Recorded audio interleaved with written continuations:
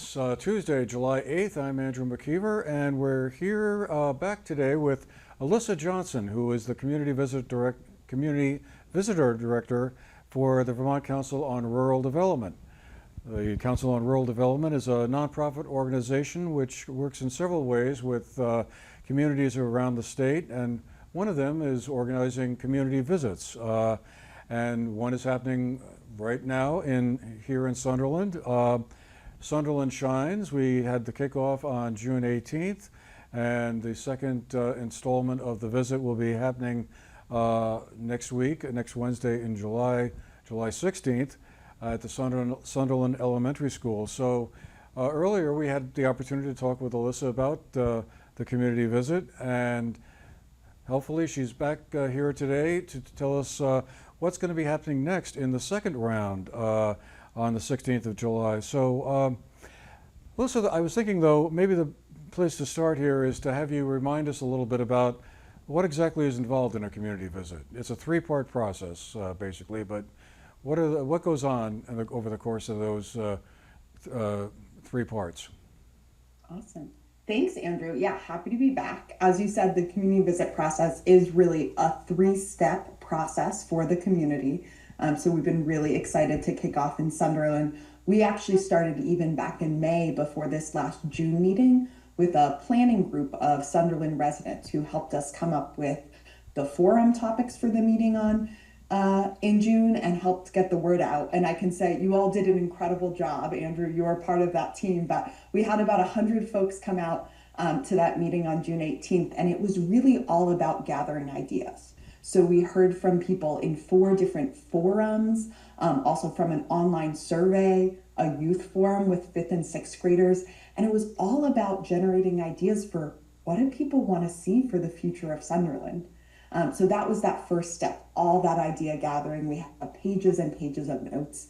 And what we're moving towards now is the second step, and that's about taking all of the ideas that people in Sunderland came up with and really helping the community go through a prioritization process of, out of all of these ideas, what are the ones that are most important for Sunderland right now? So that's going to be the upcoming meeting on July 16th. And then on August 13th, depending on what the community decides on, it's about action planning and really saying, these are the top things you all as a community have picked to do. And how do we create an action plan and connect you with resources, people in the region and the state, to really set you on the path to success and achieving whatever the community wants to do. So the process as a whole is about coming up with potential ideas for the future, picking those that are most important and actionable, and then really creating those plans to help get them done. And it's really driven by the community at all steps. Ultimately, we come away from this process with community-led task forces that are ready to take on this work and help lead it forward. So what were some of your takeaways from the first meeting? As you said, it was really well attended, 100 or so people there. I'm sure that that was the largest such gathering in Sunderland in quite a while. There was more people than come to the typical town meeting, I can tell you that. But what were some of the ideas that you heard discussed at some of the meetings that, I don't know, struck you as either interesting or different or unique or whatever? Yeah. I think there was a real sense of folks that, from what I heard from people who attended, that they really love Sunderland. A lot of people who, whether they're a newer resident who have moved here recently or maybe lived here for many years or many generations, they really love this place. And there was also a lot of conversation about what are those places in Sunderland that really create the town's identity. Some people feeling like those were really present, and others who had questions about what are kind of the focal points in Sunderland. I think a lot of the ideas reflected the forum topics that the community decided on. So I heard a lot about recreation, people just really valuing that incredible access to the natural environment that you all have in Sunderland and thinking about how that can be used more. A lot about community gathering spaces. I think there was a recognition that a lot of where folks in Sunderland gather is sometimes outside of Sunderland in neighboring communities. So thinking about where are those places the community can get together. I facilitated a forum on history and identity in Sunderland. And I would say there is a lot of history enthusiasts in Sunderland. It was really great to hear energy and ideas around cataloging and sharing stories of people in history in Sunderland. So a huge range of ideas. And I think that's what we're really excited to dive into at this next meeting is really what did we hear from the people who attended the forums and what are people really excited and energized about?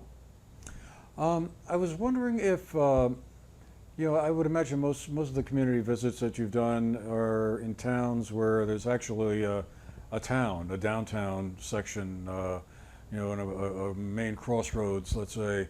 Whereas Sunderland is more of a rural community with no real downtown. I mean, there's places here and there, but is that kind of what you hear from communities like that? And I'm sure you've done others with similar, similar towns like that. Not all of them, I'm sure, are sort of defined towns. But do there tend to be different things that come out of those communities than, let's say, a community where it is a defined town geographically?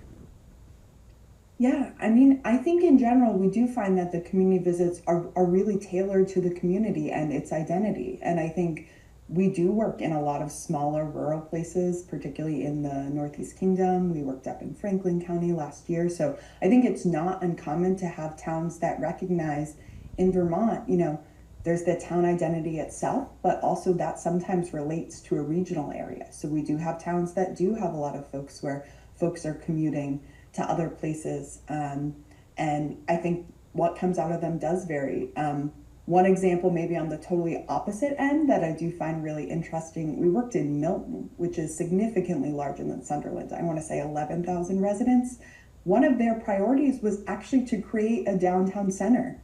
Even though Milton is really large, has a lot of industrial and commercial development, the community still felt like there wasn't kind of a known, recognizable center, and they were excited about developing it. So they've now done a lot of work with studies and planning and consultants to look at creating a center. So I don't think size alone indicates what will come out of a process, but I think we do sometimes see places where, the regional dynamics impact what they're excited. Maybe it's something like being near a tourism center like you all are, and communities that might want to link or connect to other resources in the region. But I think it really does tend to be town specific, regardless of kind of the size.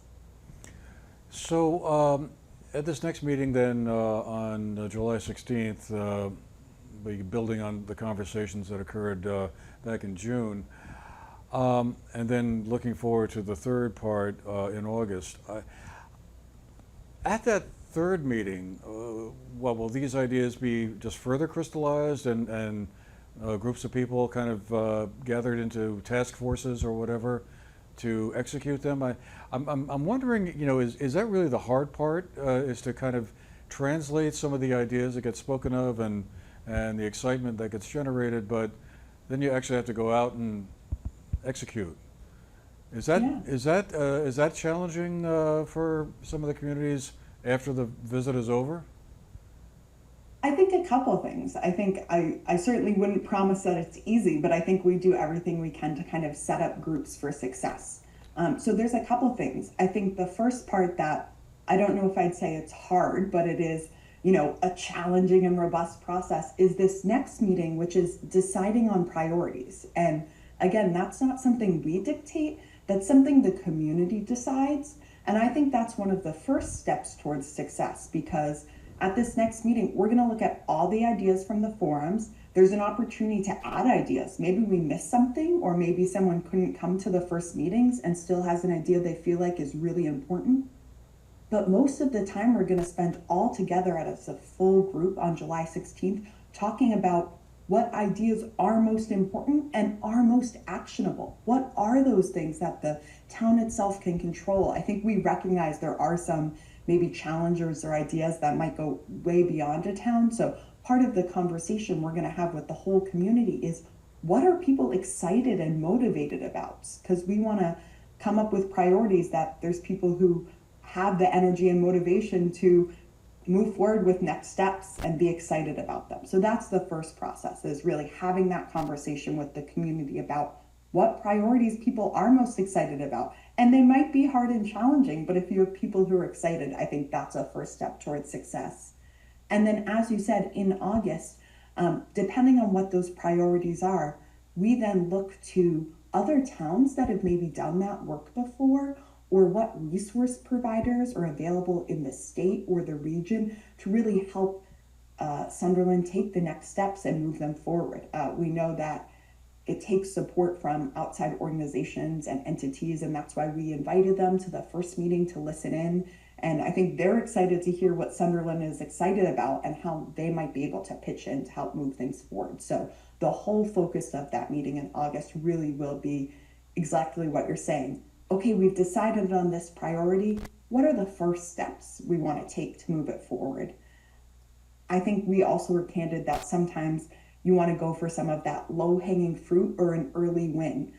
You don't create a new downtown or village center if that was something a town was excited about overnight. And often there's a lot of behind the scenes planning and engagement that can take a long time. So, how do you keep the energy and enthusiasm during that time? It's something we talk about with the folks who become involved in the task forces. How do you keep communicating with the community, maybe host an event? We just wrapped up a community visit process in Lunenburg. It's been about 6 months, and the task forces that came out of that group collaborated to host a giant Hello Sunshine Day. They had representatives from all different community organizations, and they both talked about their work around community events and outdoor recreation. And so it was an opportunity for them to get more input from the community and also talk about all the work they had already accomplished in the 6 months since the community visit. So it's that balance of what things can happen maybe sooner, and then how do you keep the momentum towards longer term goals if that's what you all decide on.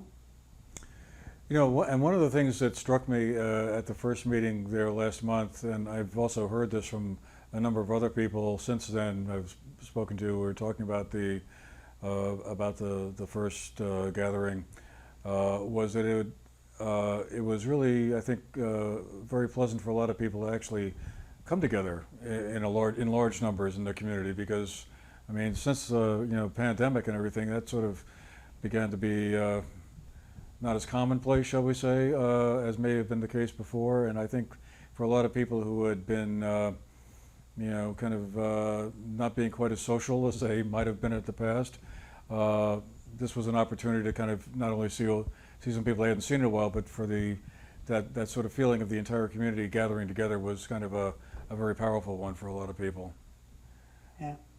No, I think it's so awesome to see. I mean, that event we had live local music, a food truck, like I think so representative of the community and great to see folks. And again, hopefully that's another way of building that energy and enthusiasm and momentum for the task forces and staying involved, that opportunity to keep connecting with neighbors to move projects forward. So anyway, 6 p.m. on July 16th at the Sunderland Elementary School. Free pizza, I understand, will be available. That I'm sure will bring a few people out right there. But there'll be just sort of meeting a meeting from 6 to 8:30, basically. Unlike the first one, when there were four meetings altogether in two different time slots, this will just be one large gathering, I guess, where everyone's going to be in the same room. Exactly that. So yes, just like you said, Andrew, July 16th, Sunderland Elementary School, 6 p.m. We'll all join together in the multi-purpose room, pizza, drinks, snacks. There's going to be a moment for some visioning. So something we heard a lot from the community was that there was an interest in not just these specific action ideas, but kind of bigger picture. What do we want our future Sunderland to look or feel like? We'll spend a little time on that, but then really spend that time with the full group going through this voting and prioritization process. Anyone who attends the meeting can vote, so any ages, and the folks who show up really, they're the ones who are going to help prioritize what's most important for Sunderland. So really encourage everyone to show up and be part of that meeting and be part of determining the priorities for the future of Sunderland. There'll be childcare. If you need a ride, you can email alyssa@vtrural.org or call me at 802-222-6896, and we'll get you linked up with a neighbor who can give you a ride. We really want everyone to have the opportunity to attend and be part of the meeting. Well, all right. Well, we'll leave it there for today, Alyssa. But once again, thank you very much for making the time to bring us up to speed on this. Certainly is going to be, I think, an interesting evening over at the Sunderland Elementary School, and hopefully we'll have another 100 people there. That would be great. Alyssa Johnson is the Community Visit Director for the Vermont Council on Rural Development, and she's did a great job organizing that first one. So thanks again, Alyssa, and well, we'll see you next week. Sounds great. Thanks, Andrew. Hope to see you and everyone else on the 16th. Take care. All right. Thank you. Save the date. Perfect.